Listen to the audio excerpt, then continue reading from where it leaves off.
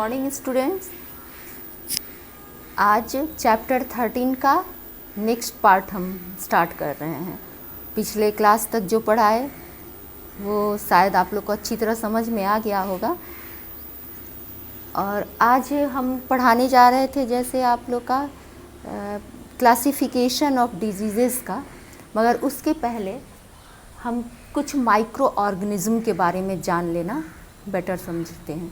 तो चाहते हैं कि पहले आप लोग माइक्रो ऑर्गेनिज्म को समझ लीजिए कि ये एक्चुअल है क्या। तो माइक्रो ऑर्गेनिज्म के बहुत सारे प्रकार हैं, बहुत तरह के होते हैं। तो उसमें कौन कौन से चीज़ होते हैं और किसमें कौन कौन सी बीमारियां किससे होती हैं, डिजीज़ेस कौन से होते हैं। तो ऐसे तो पिछले क्लास में सब लोग पढ़े हो माइक्रो ऑर्गेनिज्म है क्या, सब लोग पढ़े हो जूनियर क्लासेस में। माइक्रो ऑर्गेनिज्म क्या होता है? जो बहुत छोटा होता है, जो हम खुले आँख से नहीं देख सकते हैं, माइक्रोस्कोप से देख सकते हैं। माइक्रोस्कोप में बहुत छोटा छोटा जो भी सब्सटेंस होता है जो हम खुले आँख से नहीं देख सकते हैं, वो सब दिख जाता है बहुत बड़े बड़े रूप में। ठीक है, तो माइक्रो ऑर्गेनिज्म को हम माइक्रोस्कोप से क्लियर देख सकते हैं। और इतने छोटे होते हैं फिर भी हमारे बॉडी में तबाही कितना मचाते हैं। अभी अभी तो कोरोना वायरस का बहुत तबाही हो रहा है। सब समझ रहे हो कि एक छोटा सा ऑर्गेनिज्म जो दिखता नहीं है और इतना बड़ा प्रॉब्लम्स पूरे वर्ल्ड में खड़ा कर दिया है। ठीक है, चलो आज उसके बारे में कुछ जानते हैं कि ये कैसे होता है, वायरस का कंस्ट्रक्शंस क्या है। तो हमको पहले माइक्रो ऑर्गेनिज्म को समझें। माइक्रो ऑर्गेनिज्म में 3-4 कैटेगरी किया गया है, किस तरह के होते हैं। कुछ नॉन वायरल होते हैं, कुछ वायरल होते हैं। ठीक है, तो एक नॉन वायरल में बैक्टीरिया, फंगस, प्रोटोजोअन ये आते हैं। ठीक है, वर्म्स। और वायरल में वायरस आते हैं। ठीक है, तो ये जो बैक्टीरिया हुए ये भी माइक्रो ऑर्गेनिज्म होते हैं। फंगस, फंगी और प्रोटोजोअन होते हैं, वायरस होते हैं, वर्म्स होते हैं। ये सब माइक्रो ऑर्गेनिज्म है। उनका डिफरेंट डिफरेंट टाइप है, उनका नेचर कुछ अलग अलग है, जिसके कारण इन सबको बांटा गया, इतने कैटेगरी में, इतने भाग में बांटा गया।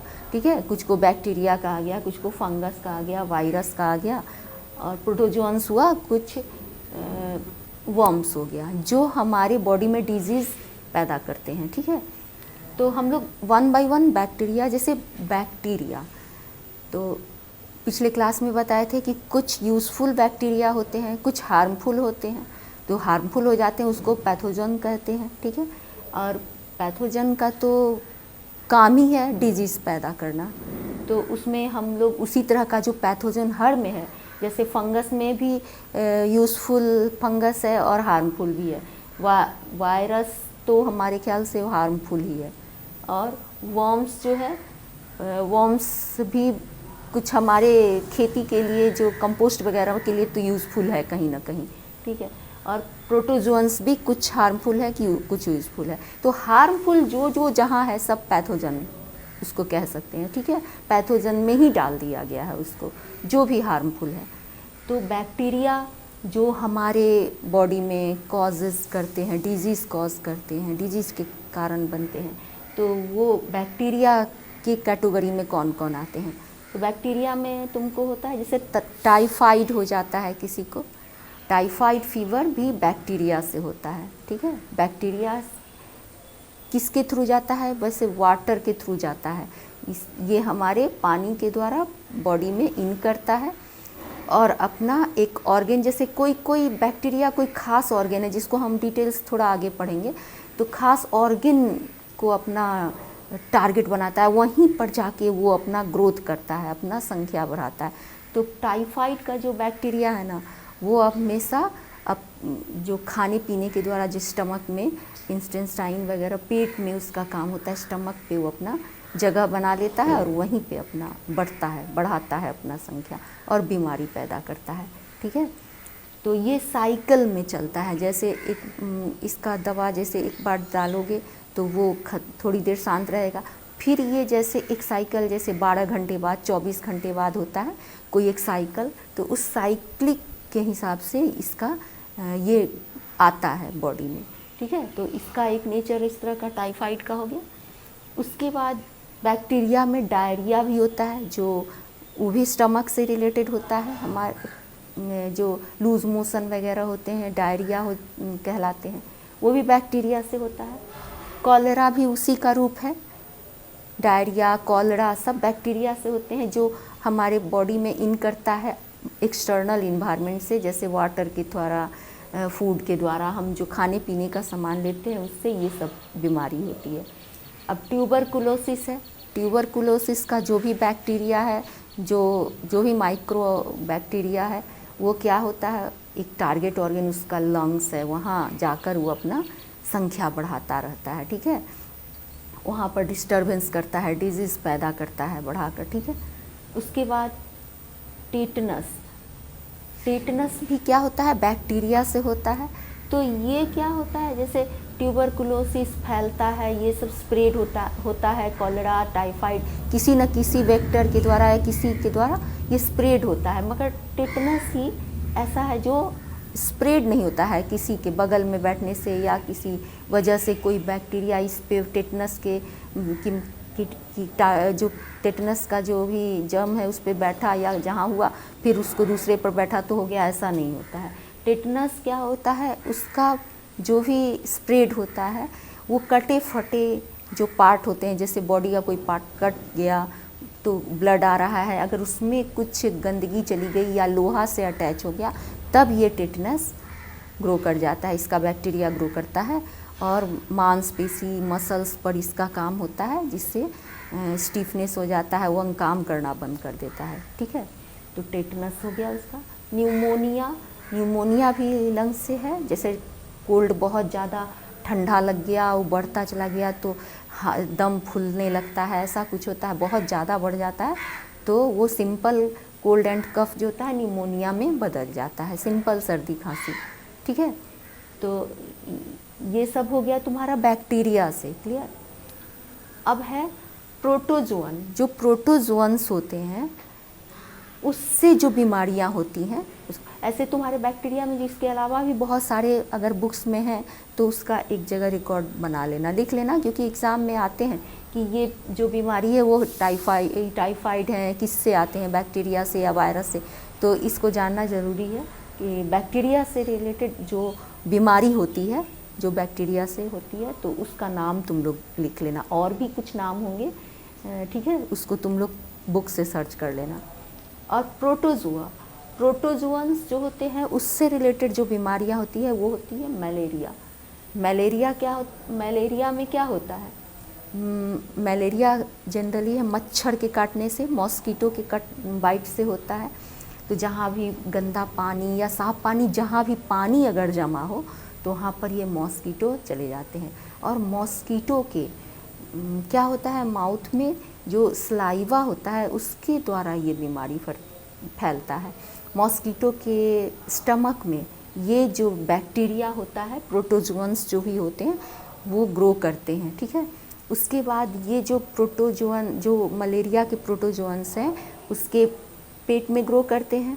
उसके बाद वो जब किसी को बाइट करता है तो उसके सलाइवा में वो प्रोटोजोअन्स मौजूद रहते हैं, वो उसके स्किन में बाइट किया, उसकी स्किन से उसके ब्लड में चला गया, ह्यूमन ब्लड में चला गया। ब्लड में जाके ये क्या करता है, मलेरिया का जो भी प्रोटोजोअन्स है, जो पैथोजन है, वो क्या करता है, ब्लड सेल्स में ही इन कर जाता है, आरबीसी में।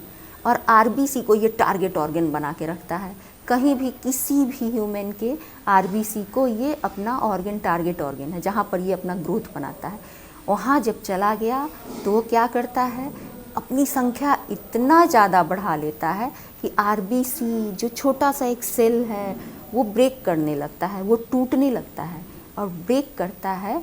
उसमें से एक ऐसा विषैला जो पदार्थ होता है वो सिक्रीट होने लगता है, हीमोजोइन कहते हैं उसको।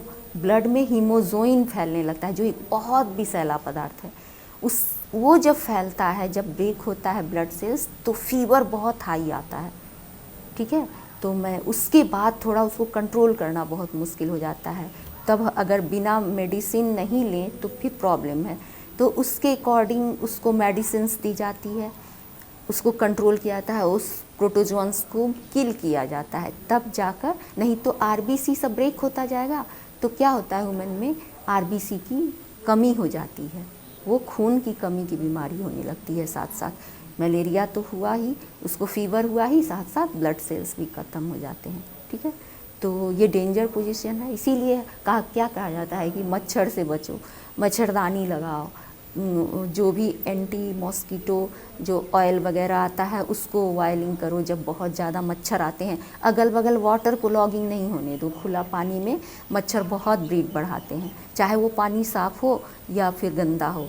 कूलर जो रहते हैं घर में, उन सब में जो पानी रहते हैं उससे भी मॉस्किटो ब्रीड बढ़ते हैं। ठीक है, तो मलेरिया से बचना है। अभी मौसम रेनी सीजन है और अभी वाटर लॉगिंग बहुत है, हमारे चाहने से भी वो हटेगा नहीं, इसलिए हम लोग कुछ डीडीटी वगैरह वहाँ पर अपने तरफ से, अपने लेवल से हम लोग छिड़काव करके उससे बच सकते हैं। ठीक है, तो मलेरिया हो गया प्रोटोजोन में। उसके बाद अमेबिक डिसेंट्री होता है, सारे वाटर से रिलेटेड है, गंदे वाटर को हम ड्रिंक कर लेते हैं तो पेट में जाके वो प्रोटोजोन्स प्रॉब्लम करता है, तो अमेबिक डिसेंट्री हो जाता है। ठीक है, डायरिया, डिसेंट्री, इसमें खासकर अमेबिक डिसेंट्री होता है। उसके बाद एक बीमारी है काला आजार। इसमें क्या होता है, काला आजार, ये कौन से प्रोटोजोन्स है, उस लेशमेनिया, ये नाम याद रखना, ये बहुत इंपॉर्टेंट है, इसका क्वेश्चंस में आता है कि कौन सा पैथोजन है, कौन सा प्रोटोजोन्स है जो ये काला आजार की बीमारी होती है। ऐसे एनसीईआरटी के बुक में सारा चीज़ दिया हुआ है, किससे कौन सी बीमारी होती है, उस माइक्रोब्स का नाम लिख लेना। ठीक है, ऐसे तो जो यहाँ भी कुछ लिख दी हो लेकिन यहाँ पे स्पेस नहीं है, इसीलिए हम सारा डिटेल्स नहीं ले पाए। तो यहाँ काला आजार के लिए लिस्मेनिया, ये जो पैथोजन है ये रिस्पॉन्स लेता है, इसी की वजह से काला आजार होता है बीमारी। इसमें क्या होता है, जैसे बॉडी में कहीं कहीं घाव जैसा हो जाएगा, ऐसा जो पेनलेस होता है, जिसमें दर्द नहीं होता है, बड़े बड़े घाव हो जाते हैं जो जल्दी सूखते भी नहीं हैं, बहुत दिक्कत होती है, तो वैसे पोजीशन में इसको कहा जाता है काला आजार। ठीक है, तो ये हो गया तुमको प्रोटोजोन से, मलेरिया, अमेबिक डिसेंट्री, काला आजार, और भी अगर बुक्स में होंगे तो उस नाम को तुम लोग नोट कर लेना। ठीक है, अब हो गया, ये दोनों हो गया बैक्टीरिया, प्रोटोजोन्स। अब फंगस, फंगस, फंजाई, सब तरह से इसको बुलाते हैं। तो फंगस लगना, कोई चीज़ में, जैसे देखते हो घर में सुनते हो कि भुआ लग गया, फंगस लग गया, ब्रेड ख़राब हो गया, ब्रेड में काला काला सा हो गया, तो ये सब फंगस होता है। जो जनरली कभी कभी फंगस लगे फूड को हम लोग खा लेते हैं, पता नहीं चलता है, गलती से खा लिए या कुछ ऐसा हुआ जो नहीं दिखाई पड़ा, उसमें फंगस है और हम लोगों ने खा लिया, तो वैसे में क्या होता है, फूड पॉइजनिंग भी हो जाता है और दूसरा स्किन डिजीज़ हो जाते हैं। जनरली कॉमन स्किन डिजीज़ क्या होते हैं, रिंग वर्म होते हैं, जैसे एग्जांपल में रिंग वर्म एक डिजीज़ होता है, देखो पूरे स्किन पे देखोगे गोल गोल रिंग की तरह घाव जैसा लाल लाल रैसेस हो जाता है रिंग की तरह। ठीक है, इसीलिए इसको रिंग वर्म डिजीज़ कहा जाता है। ठीक है, तो ये किससे होता है, फंगस से होता है। तो जनरली दो डिजीज़ होता है, फूड पॉइजनिंग होता है और स्किन डिजीज़ होता है फंगस से। ठीक है, अब हो गया, वायरस को बाद में बताते हैं, थोड़ा डिटेल्स बताना, इसलिए वर्म्स। अब कुछ वर्म्स भी होते हैं जो डिजीजेस पैदा करते हैं। ठीक है, कुछ ऐसे, ये भी माइक्रो ऑर्गेनिज्म भी कहलाते हैं। तो वर्म्स में कुछ है, जैसे शरीर के बॉडी के अंदर है, पता नहीं चलते हैं वर्म्स वगैरह, तो उससे भी बीमारियां होती हैं, जैसे स्कैरियासिस, वर्म्स से ये वाली प्रॉब्लम होती है, एक बीमारी स्कैरियासिस होती है, और दूसरा एलिफेंटियासिस होती है। ठीक है, जिसको फैलेरिया भी कहते हैं। फैलेरिया में देखे होंगे कि मोटे मोटे पैर हो जाते हैं, मतलब हाथी, इसका नाम एलिफेंटियासिस या फिर फैलेरिया, एलिफेंट की तरह पैर हो जाना, इसलिए इसका नाम एलिफेंटियासिस कर दिया है कहीं कहीं। ठीक है, तो ये किस वर्म से होता है, तो वुचरेरिया। ठीक है, वुचरेरिया नाम के वर्म से ये एलिफेंटियासिस या फाइलेरिया का ये होता है। ठीक है, तो इसमें पैर मोटे मोटे हो जाते हैं और ये एक बार जब हो जाता है तो ये जल्दी क्योर नहीं होता है, वो ज़िंदगी भर पैर में लगा रहता है, कम ज़्यादा हो, लेकिन छूटता नहीं है। ये इससे बहुत ख़तरनाक है वो चिरेरिया वर्म्स, जिससे ये प्रॉब्लम होता है। तो ये हो गया तुम्हारा वर्म से। अब लास्ट में आते हैं वायरस, ठीक है। तो देखो वायरस में क्या प्रॉब्लम आता है। जैसे बैक्टीरिया क्या होता है, जैसे वो एक सेल यूनिसेल्यूलर है। बैक्टीरिया के बारे में पढ़े हो ना कि यूनिसेल्यूलर भी होता है बैक्टीरिया। तो यूनिसेल्यूलर में एक ही सेल होता है, उसमें अपना ग्रो करता है, कुछ दिखाई पड़ता है, बहुत सूक्ष्म होता है, कुछ नहीं दिखाई पड़ता है। तो जो बैक्टीरिया जो है उसका एक लाइफ साइकिल होता है। जैसे सेल तुम लोग पढ़ाए थे सेल में, तो सेल में बताए थे ना कि हर एक लिविंग जो भी पर्सन होता है, चाहे प्लांट हो चाहे एनिमल हो, एक सेल से बनता है। एक सेल से 2 सेल, 2 सेल से इस तरह करके उसका ग्रोथ होता है। बहुत ऐसे जीव है जो एक ही सेल के रहते हैं।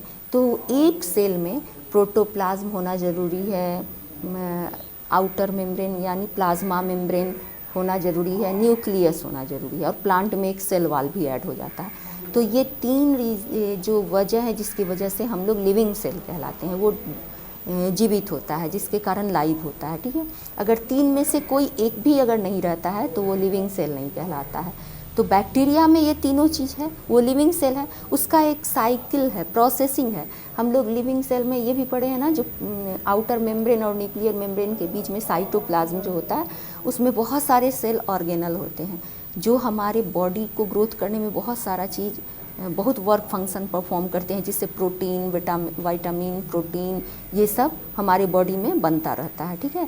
कैल्शियम वगैरह बहुत सारे मिनरल्स बनते हैं, कार्बोहाइड्रेट्स बनते हैं, एनर्जी बनती है। तो ये एक साइकिल में वर्क होता है, जिसके बाद लास्ट प्रोडक्ट के रूप में हमारी बॉडी में उस सेल में एनर्जी बन जाती है।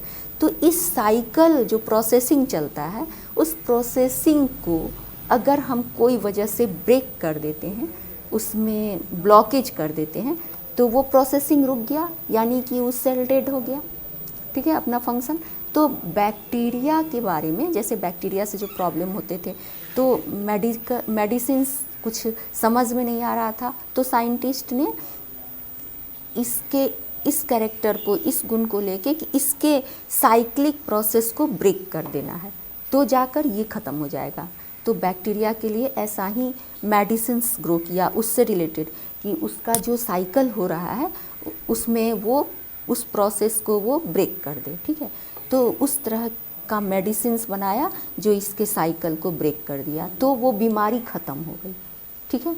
तो जो बहुत सारे साइंटिस्ट ने इस पर बहुत सारे इन्वेंशन किए, तो उन्होंने क्या किया, इस साइकिल को, एक निकल गया सॉल्यूशन की साइकिल को ब्रेक कर दो और बैक्टीरिया किल हो जाएगा, तो डिजीज़ फ्री हो जाएगा, उस आदमी को डिजीज़ ख़त्म हो जाएगा, ठीक है। तो इस तरह क्या हुआ कि बैक्टीरिया से रिलेटेड जितने बीमारी हैं सब का गुण जानकर, जैसे किसका क्या है, कैसे प्रोसेसिंग है, जिस तरह का जो भी साइकिल है उसके अकॉर्डिंग मेडिसिन तैयार कर लिए। तो डिजीज़ से हम लोगों का मतलब बचाव हो गया, उस मेडिसिन को खा लेने से हम लोग बच जाते थे, उस बीमारी से दूर हो जाते थे। तो ये जो दवाई निकला, इसको कहा गया एंटीबायोटिक्स, ठीक है। जो भी बैक्टीरिया को किल करके, उस बीमारी से रिलेटेड जो भी बैक्टीरिया होता था उसको किल करके जो मेडिसिन्स बना, तो उसको कहा गया एंटीबायोटिक्स, ठीक है। अच्छी तरह समझ गया एंटीबायोटिक्स। अब एक वर्ड एंटीबायोटिक्स के साथ आता है, जैसे हर का साइकिल अलग था, हर डिजीज़ का जो कैरेक्टर था अलग अलग था, उसके अकॉर्डिंग जैसे एक मेडिसिन्स एक तरह के जो बैक्टीरिया का जो गुण था मैच करता था अगर दूसरे बीमारी में भी, तो उसमें वो काम कर जाता था। तो एंटीबायोटिक्स बना, जिससे बैक्टीरिया से रिलेटेड बीमारी जो हुई वो ख़त्म हो गई, ठीक है। आदमी मेडिसिन्स ले लिया, अपना प्रिवेंशन हो गया, उसका बचाव हो गया उस बीमारी से, वो दवा खा लिया और स्वस्थ हो गया, पहले नहीं हो पाते थे। तो बैक्टीरिया का और प्रोटोजुअन्स का सेम फंक्शन है। प्रोटोजुअन्स भी जो अपना लाइफ साइकिल है उसको ब्रेक करने के लिए मेडिसिन्स बन गया, जिसको खाकर जो भी पर्सन है वो हेल्दी हो गया, वो स्वस्थ हो गया, डिजीज़ फ्री हो गया। तो बैक्टीरिया का निकल गया, प्रोटोजुअन्स का निकल गया, फंगस का निकल गया, क्यों वर्म्स का भी निकल गया, क्योंकि इन सब का अपना एक लाइफ साइकिल था जिसको आसानी से हम ब्रेक कर सकते थे, ठीक है। मगर एक प्रॉब्लम्स हो गया वायरस में। ठीक है। हाँ, तो वायरस में क्या हुआ, वायरस क्या है अभी अच्छे तरह से समझना कि वायरस क्या है। अब वायरस ऐसा चीज़ है कि वो पूरी तरह सेल को, जो लिविंग सेल होना है उसको फॉलो नहीं करता है, ठीक है। उसके ना कोई उसमें साइटोप्लाज्म होता है, ठीक है, ना ही उसमें कोई सेल ऑर्गेनल होता है। एक सेल में जो जो चीज़ होता है उसमें कुछ भी क्लियर नहीं होता है। केवल एक लिविंग सेल की तरह उसमें या तो डीएनए होता है या खुला आरएनए होता है, ठीक है, या डीएनए या आरएनए, बस एक ही चीज़ होता है। तो अगर एक चीज़ है तो वो डेड सेल कहलाएगा, लिविंग तो नहीं कहलाएगा। तो वो एक ही चीज़ है जो इसमें है।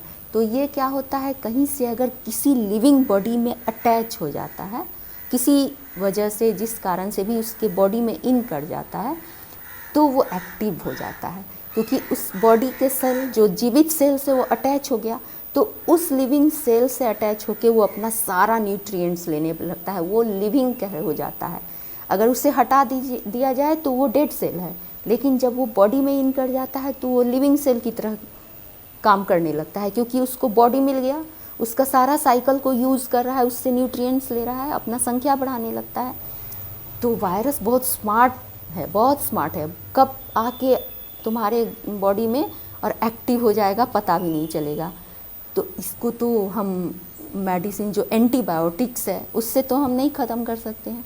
अब एंटीबायोटिक्स इसमें बेअसर हो गया, क्योंकि एंटीबायोटिक्स तभी असर करता था जब वो एक साइकिल था, उसको ब्रेक करना है, लेकिन इसका तो कोई साइकिल नहीं है। ये तो लिविंग बॉडी के साइकिल से काम चलता है। तो अगर कुछ हानि होगी बैक्टीरिया, अगर उससे एंटीबायोटिक से, तो लिविंग सेल, हम लोग को जो भी होस्ट होगा उसको होगा, वायरस को कोई प्रॉब्लम नहीं होगा। और वो क्या करता है, इतना स्मार्ट है कि जब अगर बैक्टीरिया से रिलेटेड कोई दवा दी जाती है, पहले लोग नहीं जानते थे, तो वायरल फीवर भी हुआ या वायरस से रिलेटेड कोई बीमारी हुई, तो उसमें बैक्टीरिया का पहले एंटीबायोटिक्स का यूज करते थे। तो जब एंटीबायोटिक्स दिया गया, जैसे ही वो इन करता है, तो वायरस क्या करता है, अपने चारों तरफ एक शील्ड बना लेता है, प्रोटेक्टिव लेयर, ठीक है, एक प्रोटीन का लेयर बना देता है प्रोटेक्शंस करने के लिए, ठीक है, एक प्रोटेक्टिव शील्ड टाइप का अपने चारों तरफ प्रोटेक्टिव शील्ड बना लेगा, जिस पे वो नहीं आ पाता है, और एकदम चुपचाप उस शील्ड के अंदर बैठा रहेगा, ठीक है। जब एंटीबायोटिक्स का असर ख़त्म होगा तब तक शांत बैठा रहेगा, और जैसे ही एंटीबायोटिक्स ख़त्म होगा तो फिर ये शील्ड तोड़ देगा और बॉडी में कोहराम मचाने लगेगा, ठीक है। तो इस तरह ये, इसको मारना बड़ा कठिन है। तो इसमें क्या होता है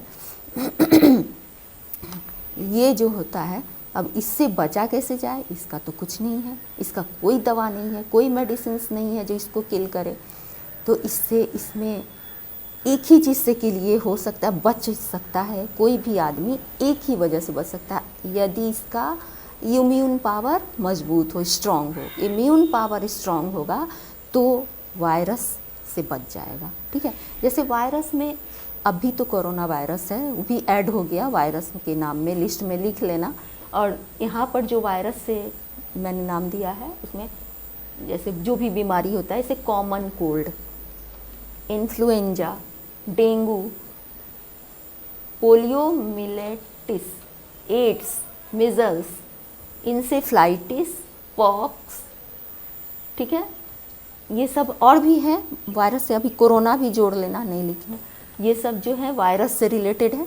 तो इसमें क्या होता है, जैसे एंटीबायोटिक्स समझे हो, तो अब हम लोग समझेंगे कि इम्यून पावर में मतलब कैसे वायरस कैसे कंट्रोल होता है। तो हमारे बॉडी में आरबीसी, डब्ल्यूबीसी भी है, ये पढ़े हो तुम लोग, सब जानते हो कि ब्लड दो तरह का, दो प्लेटलेट्स, डब्ल्यूबीसी, आरबीसी, इस तरह करके होता है, ठीक है। तो अभी जनरली हम लोग आरबीसी और डब्ल्यूबीसी समझेंगे।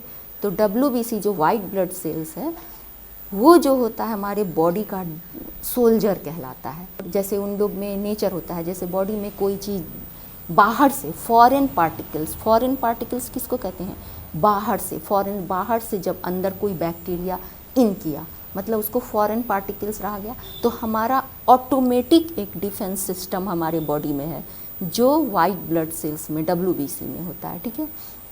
तो डब्ल्यूबीसी के सेल्स में जो सेल्स के अंदर हम लोग लाइजोसोम भी पढ़े हैं ना, लाइजोसोम भी होता है उस सेल्स में। वो क्या करता है, जब वो ब्रेक होता है उसके जो एंजाइम्स बहुत सारे होते हैं वो पचा जाते हैं, उसको खा जाते हैं, उसको क्या कहा जाता है, पचा जाते हैं, उसको खा जाता है, वो अपने साफ कर देता है उस पार्टिकल्स को। तो उसको कहीं कहीं सुसाइड बैग भी कहा गया है, हम लोग पढ़े थे। तो उसमें क्या हुआ कि वो सब होता है, तो वो हमारी बॉडी में जैसे ही कोई बाहर से एंट्री लिया तो उसको पता चल जाता है कि जो बॉडी में है उसकी जानकारी है, और जो बाहर से आया उसको तुरंत ये फीलिंग होता है कि कुछ बाहर से आया है, बस वो तुरंत फाइट करने निकल जाता है बॉडी में।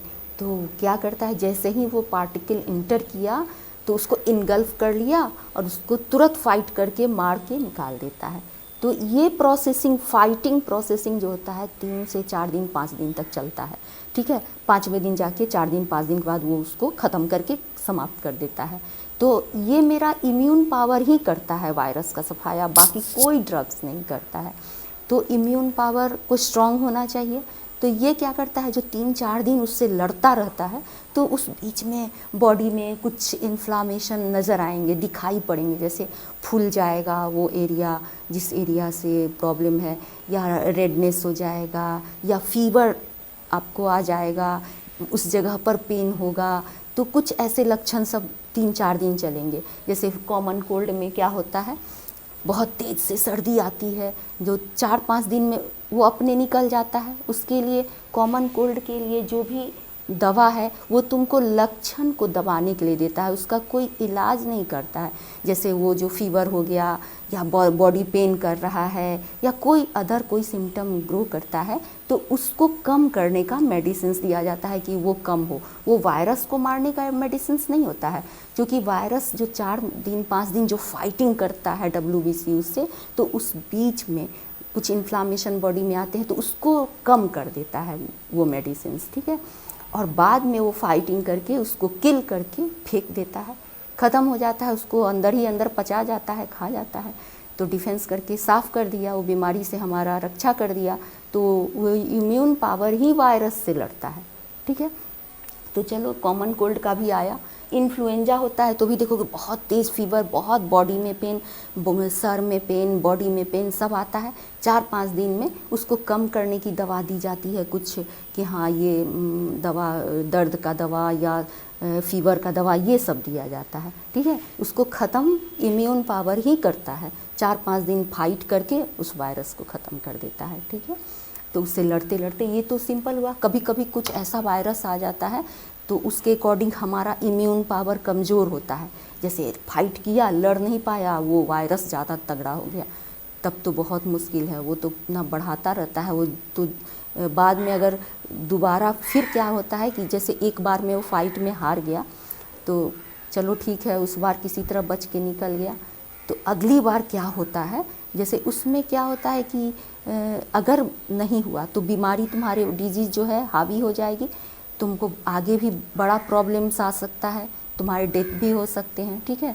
तो वो क्योर नहीं हुआ। तो इसीलिए इम्यून पावर के लिए हमें स्ट्रॉन्ग या बैलेंस डाइट लेना है। हर चीज़ बैलेंस खाएंगे तो इम्यून पावर स्ट्रॉन्ग रहेगा, हर वायरस जो भी आएगा उसको मार देगा। तो एक तो ये हुआ कि अंदर का पावर भी मजबूत है, लड़ रहा है, ठीक है। तो इसके ये जो होता है वायरस, तो इसको कहा जाता है, जैसे कोई चीज़ के लड़ने के अगेंस्ट उसके अंदर बॉडी, जैसे एक एंटीबायोटिक्स हम लोग दिए जो बाहर से भेजे बॉडी में उससे लड़ाई करने के लिए, ठीक है। और ये जो इम्यून पावर जो लड़ाई कर रहा है, वो जो भी फॉरेन पार्टिकल गया उसके अगेंस्ट अपने बॉडी को उस तरह से बना लिया, लड़ाई करने के लिए तैयार कर लिया। तो इसको कहते हैं एंटीबॉडीज़। क्लियर? एंटीबॉडीज़ जो बॉडी खुद मेडिसिन की तरह तैयार करता है, ठीक है। WBC खुद फाइट करके मजबूत अपने आप को करता है, जिससे उसको लड़के मार के भगा देता है। और एंटीबायोटिक्स जो हम बाहर से देते हैं, ठीक है, एंटीबायोटिक्स बाहर से देते हैं, एंटीबॉडीज़ अंदर ही अंदर बनाता है हमारा इम्यून पावर, ठीक है। तो इसको कहते हैं एंटीबॉडीज़ बहुत मजबूत है, एंटीबॉडीज़ बन गया उसके बॉडी में, अब वो बीमारी नहीं हो गया, उस बॉडी के अगेंस्ट एंटीबॉडीज़ बन गया उस बीमारी के अगेंस्ट, ठीक है। उसके बाद ये काम किस में करता है, एंटीजेन, मतलब वही पैथोजन जो होता है, जो भी फॉरेन पार्टिकल आता है उसको एंटीजेन भी कहा जाता है। तो एंटीजेन, एंटीबॉडी और एंटीबायोटिक्स, क्लियर हो गया? क्या हो गया? एंटीबायोटिक्स बाहर से दिया जाता है और एंटीबॉडीज़ खुद बॉडी बनाता है उससे अगेंस्ट लड़ने के लिए। एंटीबायोटिक्स बैक्टीरिया से रिलेटेड, प्रोटोजोन से रिलेटेड, फंगस से, वर्म से रिलेटेड दे दिया जाता है, और वायरस के केस में एंटीबॉडीज़ बॉडी खुद बनाता है। क्लियर? तो ये हो गया बनना, जो बना लिया। ठीक है, अब है जैसे मैं तुमको मान लो कि जैसे उससे अगर कुछ ऐसा स्ट्रॉन्ग जो हमारे बॉडी में एंटीबॉडीज़ नहीं बना पाए, जैसे बहुत ऐसी बीमारी जो हुआ करती थी जो क्योर ही नहीं हुई बहुत पहले, जैसे हमारे यहाँ एपिडेमिक के रूप में, महामारी के रूप में बीमारी फैल गई। जैसे बहुत पहले चिकन पॉक्स फैला था, मिज़ल्स फैला था, बहुत पहले उसका कोई इलाज नहीं था, वो ठीक ही नहीं हो रहा था। पोलियो बीमारी था जो बहुत लोग को हुआ, बहुत बच्चे में हुआ, सबके पैर खराब हो गए। वो भी वायरस से था, उसके अगेंस्ट बॉडी बना नहीं पाता था, उस तरह का पावर बहुत छोटे में होता था, तो इससे बहुत प्रॉब्लम आने लगा। तब इन्होंने क्या किया, उससे बचाने के लिए तो वैक्सीनेशन आया, जो वैक्सीन वगैरह बनने लगे। ठीक है, तो बचाव के लिए तो एक आर्टिफिशियल इम्यून सिस्टम बनाया गया कि भाई कैसे, जैसे बॉडी को एंटीबॉडीज़ बना लेता है तो हम लोग आर्टिफिशियली एंटीबॉडीज़ उसमें डालें। तो इसके लिए क्या हुआ, जैसे कैसे सिस्टम है, जैसे मान लो कि इम्यून पावर क्या करता है, जैसे ही कोई फॉरेन पार्टिकल आया उसके अगेंस्ट वो लड़ता है, तुरंत बॉडी एक्टिव हो जाता है। कोई आया तो उसमें क्या हुआ कि जैसे साइंटिस्ट लोग ने एक रिसर्च किया, रिसर्च करके उन्होंने देखा कि अगर उसी बीमारी का, जो भी बीमारी अभी महामारी के रूप में फैला हुआ है, अगर उसी बीमारी का एकदम छोटा पार्ट जो इनएक्टिव है, किल्ड है, मतलब उसमें कोई मतलब दम नहीं है कि वो बीमारी बॉडी में जाएगा तो तुमको बीमार कर देगा, एकदम कमज़ोर वीकेंड जो पार्टिकल है उस बीमारी का, एक भाग उसका लेके कोई केमिकल्स में डाल के उसी बीमारी के पार्ट को हमारे बॉडी में इंजेक्ट कर देना या बॉडी में डाल देना। तो उसमें क्या होता है, जैसे कि वो एक प्रयोग किए, उसमें सफल हो गए, तब से वैक्सीन लगने लगा सारे बच्चे को, सभी लोग को उसके अगेंस्ट तैयार कर लिया गया। तो पोलियो का निकला, फिर मिज़ल्स का निकला, बहुत इसमें जितने भी हैं सबके वैक्सीन है, जो पहले अगर लगा दो तो उसके बॉडी में उसका एंटीबॉडीज़ बन जाता है, जिससे कभी अगर वो बीमारी आया, कभी हमला किया रियल में, तो वो उसके अगेंस्ट लड़ लेगा, वो वायरस के अगेंस्ट। ठीक है ना, वो इम्यून पावर लड़ लेगा। तो उसमें क्या होता है कि उसी बीमारी का एक मतलब वीकेंड जो पार्ट होता है उस बीमारी का छोटा सा, जैसे जो भी पोलियो है तो पोलियो का ही के जो कि विषाणु है, उसका वायरस है, उसी वायरस का, डेड वायरस का छोटा सा पार्ट एक केमिकल में डाल के उसको इंजेक्ट कर दिया जाता है या फिर ओरली पिलाया जाता है। पोलियो के केस में माउथ में डाला जाता है बूंद बूंद के रूप में, 2 बूंद जिंदगी की, बहुत सारा प्रचार आता है, तो उसको डाला जाता है। तो उसी बीमारी के वायरस को केमिकली, डेड वायरस को हमारे बॉडी में पहुंचा दिया जाता है। तो उससे क्या हुआ, जैसे ही वो इन किया तो वो तो डेड है, वो हमारी बॉडी में जाके बीमारी नहीं करेगा। जैसे पोलियो का ही वायरस अगर मरा हुआ सेल, अगर केमिकली हम थोड़ा पार्ट उसको इंजेक्ट कर दिए अपने बॉडी में, तो वो इम्यून पावर को आदत हो जाएगी उससे लड़ने की। वो जैसे ही बॉडी में जाएगा कि वो एक्टिव, उसको तो नहीं पता है कि हम लोग जानबूझ के डाले हैं, यानी कहा जाता है ना, इम्यून पावर को हम लोग फूल बनाते हैं, मूर्ख बनाते हैं। उसको लगता है सच में आ गया, लेकिन हम लोग तो उसको आर्टिफिशियली डाले हैं, तो इम्यून पावर को लगता है वाकई आ गया, उससे लड़ना शुरू कर देता है। उसको हम लोग फूल बना रहे हैं, मूर्ख बनाते हैं। तो वो क्या करता है, वो तो अपना काम करेगा, वो फाइटिंग शुरू कर देता है। मान लो कि एक बार फाइटिंग किया, थोड़ा हार भी गया, लड़ते मतलब उसके अगेंस्ट बहुत मजबूती से वो नहीं आया, चूँकि वायरस तो डेड था। तो मान लो उससे फाइटिंग किया, इम्यून पावर अगर हार भी गया तो वायरस तो कोई प्रॉब्लम नहीं पहुंचा रहा है हमारे बॉडी को। फिर क्या हुआ कि उसके अगेंस्ट वो थोड़ा बहुत एंटीबॉडीज़ बना लेता है। उसके बाद क्या होता है, फिर दोबारा वैक्सीन दिया जाता है उसी वायरस का। तो एक बार तो वो बर्दाश्त कर लिया इम्यून पावर, लेकिन अगर दूसरी बार कोई आया तो वो बर्दाश्त नहीं करेगा, वो पक्का लड़ेगा, उसको कभी नहीं जीतने देगा। तो सोचा, वो तो पहचान लिया है उस बीमारी के वायरस को कि ये इस तरह का है, और वो अपने आप को बना रहा है, उस तरह से स्ट्रॉन्ग कर रहा है। अब दूसरी बार जो वैक्सीन दिया गया, तब तो वो पूरी तरह बदला लूँगा, इस सोच के बदला लेंगे, पिछले बार हमको हराया था ना, इस बार छोड़ूंगा नहीं, बदला लूँगा, इस तरह सोच के उस पर फाइट करता है। तो फाइट करता है और पूरी तरह से उसको किल कर देता है, और वो स्ट्रांग हो जाता है। तो उसकी बीमारी के अगेंस्ट एंटीबॉडीज़ बन गया। अब तो सच में, ये तो हम लोग झूठ मूठ का डाले उसमें, लेकिन अगर सही में अगर वो बीमारी आया, मान लो पोलियो का वैक्सीन दे दिए, अगर वाकई उस आदमी को कभी, कैसे होता है वाटर फूड के द्वारा ये वायरस अंदर चला जाता है, पता नहीं चलता है कब कब कौन सा वायरस गया। तो वायरस अगर गलती से अंदर चला भी गया तो उसके एंटीबॉडीज़ बना हुआ है बॉडी में, तो वो तो फाइट करके 1 सेकंड में निकाल देगा। तो बहुत टीका देखते हो ना कि 2 डोज पड़ता है या 3 डोज पड़ता है, बहुत सारे टीके बच्चे होते हैं तो बहुत सारे टीके लगते हैं, वैक्सीन लगते हैं, तो 1 डोज 2 डोज, इसीलिए 2 या 3 डोज करके दे देता है कि उसके अंदर एंटीबॉडीज़ बन जाए, फिर जिंदगी भर वो बीमारी नहीं होती है उसको, कभी वो वायरस उसको कभी डिस्टर्ब नहीं करेगा, कभी बीमार नहीं करेगा। एक बार अगर वैक्सीनेशन, उसके अब इसका इलाज तो नहीं है, तो चलो बचाव तो कर सकते हैं हम, प्रिवेंशन कर सकते हैं, तो इसके लिए वैक्सीनेशन किया जाता है। तो अभी तक इन सब का वैक्सीन निकल गया, इन्फ्लुएंजा का भी, डेंगू फीवर, पोलियो का, एड्स का नहीं निकला है, ठीक है, मिजल्स का निकल गया, इंसेफ्लाइटिस का, पॉक्स का, सब का तुमको वैक्सीन निकल गया है, ओनली एड्स, ठीक है। एड्स ऐसा जो वायरस है जिसका अभी तक कोई वैक्सीन नहीं बन पाया है, ना ही कोई एंटीबायोटिक्स तो खैर होगा ही नहीं, ना ही कोई इलाज नहीं है। तो क्यों, ऐसा क्यों? तो जैसे मान लो कि और सब बीमारियों में तो जब वायरस इन करता है तो कॉमन कोल्ड है तो लंग्स पे आता है, किसी पे डेंगू फीवर है, डेंगू फीवर में क्या होता है, स्किन पे रैशेस टाइप के आ जाते हैं, छोटे छोटे मिजल्स जैसे, और फीवर उवर हो जाता है, तो उस सब जगह पे जाता है तो इम्यून पावर उसके अगेंस्ट लड़ लेता है, वैक्सीन भी पड़ जाता है, लड़ लेता है। लेकिन ये एड्स क्या है, ये कौन से वायरस से, रेट्रो वायरस से होता है, ठीक है। तो ये जो वायरस इसका है, ये टारगेट सीधे इम्यून पावर को ही बनाया, ठीक है, एक गड़बड़ी हो गया, ये अटैक ही इम्यून पावर पर कर देता है। और सब को क्या है, और बीमारी में लंग्स है, स्किन है, ब्लड पे, चाहे किडनी वगैरह, चाहे जैसे जो भी टारगेट ऑर्गन बनाता है तो अदर रहता है, तो ये इम्यून पावर उससे लड़ सकता है ना, वो फ्री होता है। लेकिन यही एक बीमारी है जो डायरेक्ट इम्यून पर ही अटैक करता है, ये सीधे टारगेट जाता है इम्यून पर, उसको समझने का मौका ही नहीं देता है, और डायरेक्ट इम्यून पर अटैक करके उसको तुरंत डिस्टर्ब कर देता है, वो कुछ कर ही नहीं पाता है उसके अगेंस्ट। तो अभी तक इसका कोई ना वैक्सीन बना है, ना ही कोई इलाज है।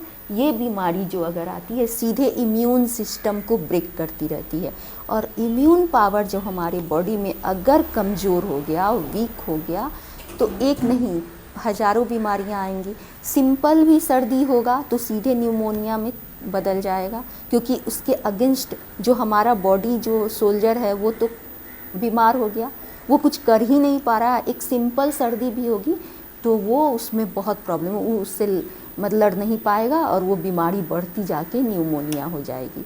एक सिंपल जो सांस की प्रॉब्लम है ट्यूबरकुलोसिस में परिवर्तित हो जाएगी। कोई भी जो सिंपल जो भी डिजीज़ है वो क्या हो जाएगा, क्रॉनिक में तुरंत बदल जाएगा, बहुत ज़्यादा प्रॉब्लम। उसके बाद इसमें डेथ भी हो जाता है, इसमें लाइव नहीं है, वो देर सवेर उसका डेथ होना ही है, वो क्योंकि इम्यून पावर ही उसका नहीं है, उसकी इम्यून पावर पर ही अटैक होता है, जिससे अभी तक इस पर कोई चीज़ नहीं हो पाया है, इसका कोई वैक्सीनेशन नहीं बन पाया है। लगे हैं सभी लोग रिसर्च में, अभी भी लगे हुए हैं, मगर इस पर कुछ नहीं हो पाया है। तो ये थोड़ा ख़तरनाक वायरस है, डायरेक्ट इम्यून से सिस्टम पर ही अटैक कर दिया, जिससे प्रॉब्लम आया। तो और सब तो वायरस क्या है, अभी कोरोना में भी यही है। कोरोना वायरस को का एक सम पार्ट डेड पार्ट लेके केमिकली रिसर्च हो रही है, उससे वैक्सीन बनाया जा रहा है, तो इसमें टाइम लगता है, उसको सर्च किया जाता है ह्यूमन पे इतने दिन के टाइम पर कि ये कर पा रहा है कि नहीं, उसके अगेंस्ट दवा असर कर पा रही है कि नहीं। तो 6 महीना 7 महीना रिसर्च होता है, उसके बाद ये आता है बन के। तो प्रेयर करो कि इसका वैक्सीन भी बन जाए और हम लोग सेफ़ हो जाएं, इस कोरोना के प्रकोप से बच जाएं, ठीक है। तो वायरस क्या है अब तो समझ में आ गया होगा। तो अपने इम्यून पावर को स्ट्रॉन्ग बनाओ। अभी भी बोला जा रहा है ना कि इस कोरोना के अगेंस्ट सब लोग यही बात बोलते हैं कि इम्यून इम्यून इम्यून, कि इम्यून को तो खूब खाओ पियो और खूब अच्छे से सो, खूब हाइजीन वर्क करो, जो भी हो साफ़ सुथरा रहो, तो फिर हमारे ख्याल से कुछ भी नहीं हार्म फैला पाएगा।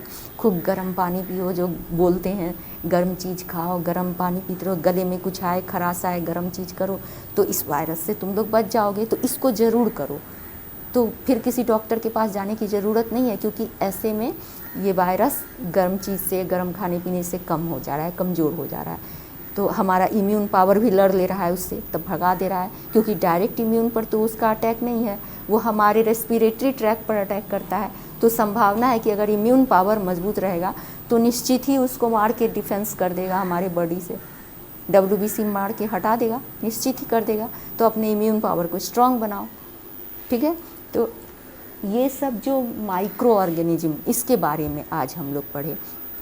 तो हम लोग जो इसके बारे में जो भी हम लोग टाइप ऑफ जो डिजीज़ेज हैं, या फिर जो इसके क्लासिफिकेशन ऑफ डिजीज़ेज जो पढ़ना है, हम लोग नेक्स्ट डे पढ़ेंगे। आज हम लोग बस इसके बारे में, और इसको तुम लोग देखना, सोचना, थोड़ा बुक से भी पढ़ना और बार बार मेरे इस लेक्चर को देखना, तो समझ में आ जाएगा कि क्या है ये चीज़, कैसे इसका पाथवे है, कैसे इसका एंटीबायोटिक्स और का असर नहीं होता है, कैसे काम करता है, कौन कौन से बीमारी के लिए कौन से वायरस रिस्पॉन्स करते हैं। तो इसका एक लिस्ट तुम लोग बना लेना।